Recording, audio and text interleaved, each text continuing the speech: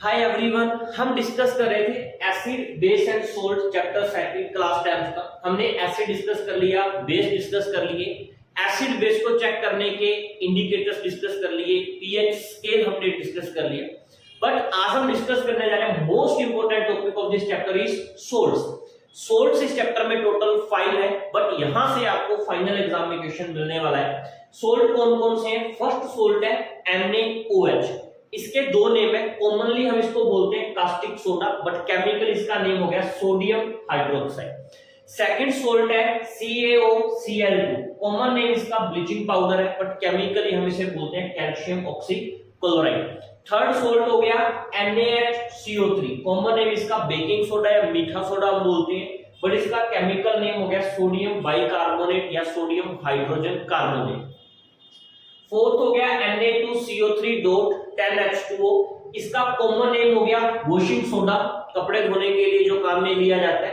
Chemical name हो गया sodium carbonate, और ये एक हाइड्रेटेड सोल्ट है। हाइड्रेटेड का मींस इसमें वाटर मॉलिक्यूल्स जो है वो प्रेजेंट है। लास्ट वन हो गया हमारा CaSO4.12H2O, जिसे हम commonly POP plaster of Paris बोलते हैं, और इसका केमिकली नेम है कैल्शियम सल्फेट, और ये भी एक हाइड्रेटेड सोल्ट है। इन सभी को स्टेप बाय स्टेप डिस्कस करना है। इनकी प्रिपरेशन कैसी होती है, इनका यूज क्या है, ये हमारे क्या काम आते हैं, और ये एग्जाम के अंदर आपको आएगा। थोड़ी सी रिएक्शंस भी है इसके अंदर, बच्चों को समटाइम्स हार्ड लगता है, बट कोशिश करूंगा आपको इजी करके समझाऊं। तो शुरू करते हैं फर्स्ट से। First salt is sodium hydroxide means caustic soda, NaOH। अब देखिए, किसी भी सोल्ट को जब हम डिस्कस करेंगे तो फर्स्टली हमें उसकी प्रिपरेशन चाहिए कि भाई जो कास्टिक सोडा है वो बनाया कैसे जाता है। तो बच्चों को सबसे मेजर प्रॉब्लम आती प्रिपरेशन में। प्रिपरेशन की क्या करो आप, इक्वेशन की बजाय उसकी एक स्टेटमेंट लर्न करो। अगर हमें स्टेटमेंट लर्न है तो हमें ज्यादा मत्था मारने की जरूरत नहीं है। अब प्रिपरेशन क्या है इसकी? प्रिपरेशन ये है कि भाई पास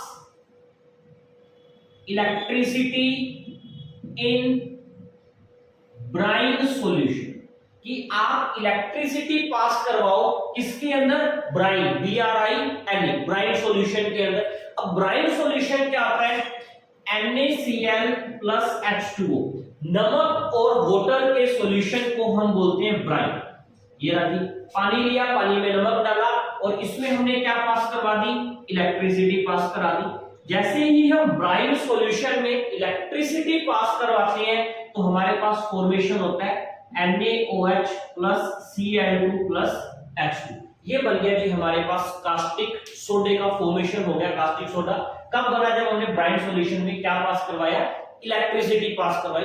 बट हम इस प्रोसेस को एक अलग से नेम देते हैं। वो इसका नेम क्या है? इसे हम बोलते हैं क्लोर एल्केलाई प्रोसेस। अब ये क्लोर एल्केलाई प्रोसेस का मीनिंग क्या है देखिए। फर्स्टली इसके अंदर क्लोरीन का फॉर्मेशन हो रहा है। क्लोर एल्केलाई मींस NaOH एक बेस है, बेस का फॉर्मेशन। क्लोर एल्केलाई प्रोसेस, इसमें क्लोरीन प्लस एक बेस का फॉर्मेशन हो रहा है, सो दैट्स व्हाई हम इसे क्लोर एल्केलाई प्रोसेस बोलते हैं। छोटी सी प्रिपरेशन है, बड़ी इजी सी, कि अगर हम ब्राइन सॉल्यूशन में इलेक्ट्रिसिटी पास करवाएंगे तो हमारे पास NaOH का फॉर्मेशन होता है।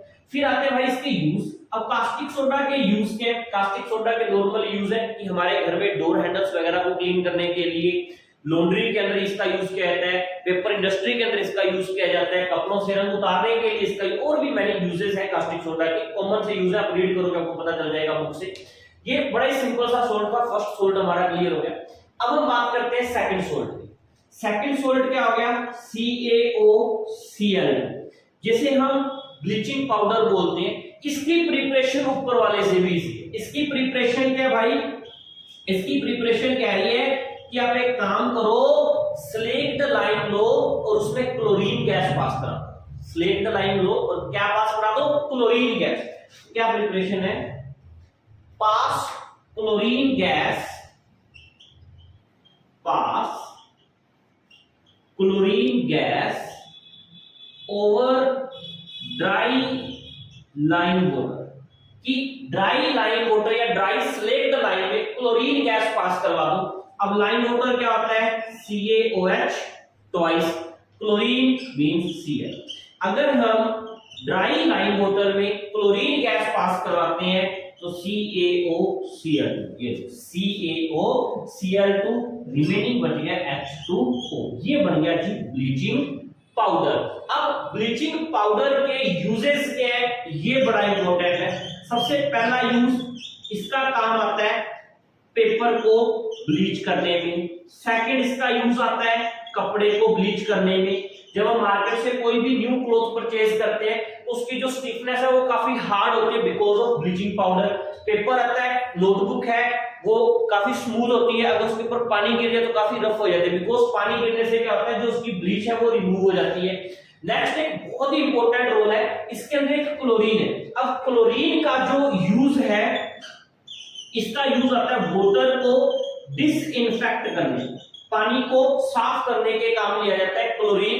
तो ये यूज एक सेपरेट बनाता है ब्लीचिंग पाउडर को। और मैनी टाइम्स ये क्वेश्चन आता है कि भाई वाटर को क्लीन करने के लिए क्या यूज किया जाता है, क्लोरीन का यूज किया जाता है वाटर को डिसइंफेक्ट करने के लिए, साफ करने के लिए पानी को। हमने डिस्कस कर लिए दो सोडा, बड़े इजी है। सबसे पहला कास्टिक सोडा। कास्टिक सोडे का फॉर्मेशन कैसे हुआ, अगर हमने ब्राइट सॉल्यूशन मतलब पानी और नमक में इलेक्ट्रिसिटी पास करा दी, NaOH बन गया। इस प्रोसेस को क्या बोले, क्लोरो अल्कलाइन प्रोसेस। सेकंड हमने क्या डिस्कस कर लिया, CaOCl2 ब्लीचिंग पाउडर। इसका फॉर्मेशन क्या हुआ भाई, ड्राई लाइम वाटर लिया, उसमें Cl2 गैस पास करवा दी, क्या बन गया ब्लीचिंग पाउडर। ब्लीचिंग पाउडर का यूज क्या है, पेपर को ब्लीच करना, कपड़े को ब्लीच करना, और क्लोरीन का यूज है वाटर को डिसइंफेक्ट करने के लिए काम आता है। दो सोल्ट हो गए, कोई भी क्वेश्चन आएगा कर दो। अब बारी आती है हमारे पास थर्ड सोल्ट की, और थर्ड सोल्ट है हमारे पास बेकिंग सोडा। ये जो थर्ड सोल्ट है बेकिंग सोडा, ये सभी सोल्ट से कहीं ना कहीं सुपीरियर है, कहीं ना कहीं ज्यादा इंपॉर्टेंट माना जाता है। वैसे तो सारे सोल्ट ही इंपॉर्टेंट है, बट बेकिंग सोडा से चांसेस होते हैं कि जो क्वेश्चन है वो आएगा ही आएगा, बिकॉज ये मेन है, इंपॉर्टेंट है, इसके यूजेस वगैरह भी बहुत इंपॉर्टेंट है। फर्स्टली इसकी जो प्रिपरेशन है वो हो सकता है कि आपको इसमें लिटिल सा रट्टा मारना पड़े प्रिपरेशन में। प्रिपरेशन में देखिए सबसे पहले नमक, नमक में पानी, पानी में CO2 प्लस अमोनिया, दो चीजें एक्स्ट्रा होगी, CO2 और अमोनिया। जैसे ही ऐड करते हैं तो हमारे पास फॉर्मेशन होता है NaHCO3 प्लस NH4Cl। ये जो NH4Cl बना इसे हम बोलते हैं अमोनियम क्लोराइड। तो ये फॉर्मेशन हो गया बेकिंग सोडा का, कि बेकिंग सोडा का फॉर्मेशन कैसे हुआ, NaCl H2O CO2 और NH3 कंबाइन करेंगे तो हमारे पास बेकिंग सोडा का फॉर्मेशन हो जाएगा। बट अब इस बेकिंग सोडा का जो फॉर्मेशन हुआ, अब इस बेकिंग सोडा के यूजेस क्या है। सबसे पहला यूज क्या है, इसका यूज है भाई क्रिस्पी पकोड़ास बनाने के लिए। सेकंड यूज क्या है भाई इसका, पकोड़े तो खा लिए हमने, सेकंड यूज हो गया फास्टर कुकिंग, कुकिंग को ये फास्ट बनाता है। थर्ड यूज क्या हो गया, केक को फ्लफी बनाने के लिए। और भी बहुत सारे यूज है। फोर्थ यूज क्या हो गया, ये एक एंट एसिड है। अब आपने ये नाम नया सुन लिया, एंट एसिड क्या है भाई, कोई भी मेडिसिन हम लेते हैं एसिड के अगेंस्ट, मींस जो बेस हम ले रहे हैं, इनो ले रहे हैं, अजवाइन ले रहे हैं, वो एक एंट एसिड की तरह काम करता है। और NaHCO3, तो यहां पर हम लिख देते हैं कि जो NaHCO3 है वो क्या है, एक एंट एसिड है। ये भी बड़ा इंपॉर्टेंट टॉपिक है भाई, एंट एसिड क्या होता है, NaHCO3 बेकिंग सोडा को बोला जाता है। चलिए जी, हमने बेकिंग सोडा की प्रिपरेशन कर ली, प्रिपरेशन के बाद हमने इसके यूजेस कर लिए। बट अब यहां से दो और कंसेप्ट जो है वो निकल के आ रहे हैं कि हम बेकिंग सोडा का यूज करके पकोड़े बना रहे हैं, ब्रेड बना रहे हैं, अब उसको हीट करना पड़ेगा। विदाउट हीट किए ऐसा कुछ भी नहीं बनता, ना तो केक बनेगा, ना कुकिंग फास्ट होएगी, ना क्रिस्पी पकोड़े बनेंगे। तो अगर हम बेकिंग सोडा को हीट करते हैं तो हमारे पास कौन सी रिएक्शन निकल के आती है, तो ये रिएक्शन बेकिंग सोडा की प्रिपरेशन से भी ज्यादा इंपॉर्टेंट है। प्रिपरेशन की रिएक्शन कभी नहीं पूछी जाती, रिएक्शन कौन सी पूछी जाती है, अगर हम बेकिंग सोडा को हीट करते हैं। तो भाई अगर हम बेकिंग सोडा को हीट करते हैं तो हीट करने से, हीट का सिंबल हो गया, हमारे पास बनता है Na2CO3 प्लस धुआं निकलता है, प्लस वेपर्स की फॉर्म में वाटर निकलता है। हमारे पास बेकिंग सोडा को हीट करने से जो कंटेंट निकला इसे हम वॉशिंग सोडा कंपोनेंट बोलते हैं, कि भाई इसमें ये जो कंपोनेंट है इसका यूज वॉशिंग सोडा बनाने के लिए किया जाता है। और बेकिंग सोडा को हीट करने पे हमारे पास बना Na2CO3 plus CO2 plus H2O। ये बड़ा ही इंपॉर्टेंट क्वेश्चन है कि आफ्टर हीटिंग जो रिएक्शन है, इक्वेशन जो है बेकिंग सोडा की, वो आप लिखिए।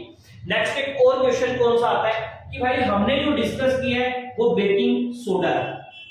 अगर हमें बेकिंग सोडा से फॉर्मेशन करना है बेकिंग पाउडर का, तो both are different thing. Baking soda एक अलग चीज है, बेकिंग पाउडर एक अलग चीज है। तो बेकिंग सोडा से बेकिंग पाउडर का फॉर्मेशन कैसे होता है? बेकिंग पाउडर कोई स्पेसिफिक फॉर्मूला नहीं है, फॉर्मूला सेम ही यूज होता है। अब बेकिंग सोडा से बेकिंग पाउडर कैसे बनते हैं? अगर हम बेकिंग सोडा के अंदर कोई भी H+ का मतलब एसिड, या मेनली हम इसके अंदर कौन सा एसिड ऐड कर दें? टार्ट्रिक एसिड ऐड करते हैं अगर हम इसके अंदर, तो कोई भी एसिड हम इसमें ऐड कर दें तो हमारे पास जो है बेकिंग सोडा से बन जाएगा बेकिंग पाउडर। बेकिंग सोडा से बेकिंग पाउडर बनाने का जो प्रोसेस है कि अगर हम बेकिंग सोडा में कोई भी एसिड, वीक एसिड ऐड कर दें, एडिबल एसिड जो है वो ऐड कर दें, तो बेकिंग सोडा से बेकिंग पाउडर का फॉर्मेशन हो जाता है। तो ये जो NaHCO3 है ये अपने आप में काफी इंपॉर्टेंट है। इसकी प्रिपरेशन क्या है, इसके यूज क्या है, आफ्टर हीटिंग रिएक्शन क्या है, बेकिंग सोडा से बेकिंग पाउडर का फॉर्मेशन कैसे होता है। और एक बात खास याद रखना कि भाई ये जो बेकिंग सोडा है ये क्या है? ये एंटासिड है, मींस ये एसिडिटी के अगेंस्ट बेसिक फॉर्म का होता है और ये एसिडिटी के अगेंस्ट जो है वो वर्क करता है। तो हमने डिस्कस कर लिया बेकिंग सोडा। नेक्स्ट हमारे पास बच गया washing soda and plaster of Paris, ये भी डिस्कस करते हैं। नेक्स्ट हमारे पास आ गया Na2CO3 dot NH2, washing soda जिसे हम बोलते हैं। इसकी प्रिपरेशन बड़ी ही सिंपल और इजी है। इसकी प्रिपरेशन क्या है देखिए, Na2CO3 plus 10H2O is equal to Na2CO3 dot 10H2। इसे हम हाइड्रेटेड सोल्ट भी बोलते हैं, या हम इसका एक और नेम लिखना चाहें तो वो भी लिख सकते हैं, water of crystallization. Water of crystallization बोलते हैं बिकॉज किसी भी सॉलिड फॉर्म में अगर कुछ मॉइस्चर की अमाउंट या वाटर ड्रॉपलेट्स की अमाउंट प्रेजेंट होती है उसे हम वाटर ऑफ क्रिस्टलाइजेशन बोलते हैं। अब इस वॉशिंग सोडा का जो यूज है वो क्या है? वॉशिंग सोडा का यूज डोमेस्टिक पर्पस का तो हमें पता ही है भाई, कपड़े धोने के अंदर काम आता है वॉशिंग सोडा। बट इसका एक मेन रोल क्या होता है? वॉशिंग सोडा का मेन रोल है to remove permanent hardness of water, to remove permanent hardness of water. असल में जो वॉशिंग सोडा है इसका यूज किया गया था कि जो ग्राउंड वाटर होता है वो हार्ड होता है, मींस वो खारा पानी होता है। उस खारे पानी में सोप का जो सॉल्यूशन है वो प्रॉपर्ली मिक्स नहीं हो पाता, झाग नहीं बन पाती। तो क्या किया जाए कि बाल कैसे धोए खारे पानी से, कपड़े कैसे धोए खारे पानी से? तो खारे पानी से कपड़े धोने के लिए क्या हुआ, वॉशिंग सोडा का जो डिस्कवरी हुई। वॉशिंग सोडा क्या करता है? वाटर की परमानेंट हार्डनेस को दूर कर सकता है। अगर हम सर्फ डाल के कपड़े धोएंगे तो उसमें साबुन जब अप्लाई करेंगे तो उसमें झाग का फॉर्मेशन होगा। तो वॉशिंग सोडा का मेन यूज हो गया to remove permanent hardness of water. अगर आपको एग्जाम में क्वेश्चन मिलता है कि एक ऐसे कंपाउंड का नेम बताइए जो वाटर की परमानेंट हार्डनेस को रिमूव करता है, तो वो परमानेंट हार्डनेस रिमूव करने वाला कौन हो गया? Washing soda Na2CO3। अब इसका एक लास्ट सोल्ट बच गया जिसे हम बोलते हैं प्लास्टर ऑफ पेरिस। जितना हमारे पास बेकिंग सोडा इंपॉर्टेंट है उतना ही हमारे पास लास्ट में इंपॉर्टेंट है plaster of Paris. Plaster of Paris के ऊपर भी मेनी टाइम्स एग्जाम के अंदर क्वेश्चन आता है। इसकी प्रिपरेशन के ऊपर क्वेश्चन आता है कि पीओपी बनती कैसे है। फर्स्टली हम देखते हैं इसकी प्रिपरेशन कैसे होती है।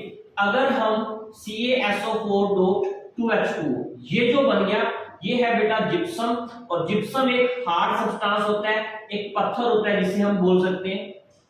अगर हम इस हार्ड सब्सटेंस को हीट करते हैं 373 केल्विन पे, अगर हम इसे हीट करते हैं तो हमारे पास बनता है CaSO4 half H2O plus half H2।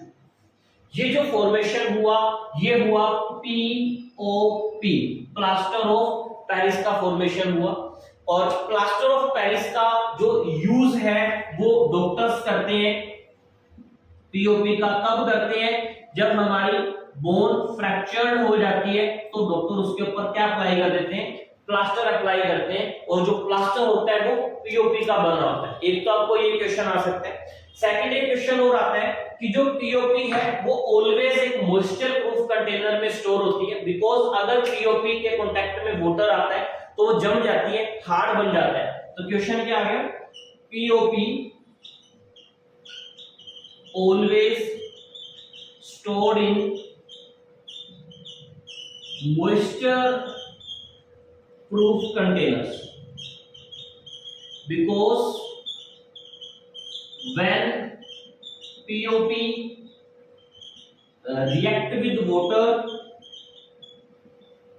it form a hard substance। तो ये क्या बना लेती है, एक हार्ड सब्सटेंस का फॉर्मेशन कर लेती है जिसे हम बोलते हैं जिप्सम, कॉल्ड जिप्सम।